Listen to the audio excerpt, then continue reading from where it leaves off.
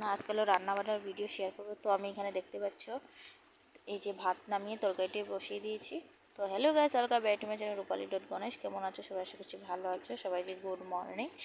আর এই যে দেখতে পাচ্ছ আলু বেগুন দিয়ে একটা পুঁটি মাছের ঝোল রান্না করছি।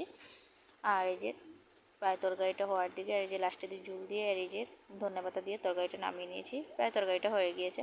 তারপরে এই করেই বসিয়ে দিয়েছি আর একটা মাছের তরকারি, যেহেতু এটা পেঁয়াজ দিয়ে বানাবো। তো সব এখানে উপকরণ দিয়েছে, হলুদ মশলা, হলুদ লবণ জিরে এগুলো সব দিয়ে তরকারিটা নামিয়ে এই যে ভালো করে আবার দেখাচ্ছিলাম। তো দেখতে পাচ্ছ এই যে ঝোল টোল দিয়ে একদম পুরো পারফেক্ট করে রান্না বসিয়ে দিয়েছিলাম।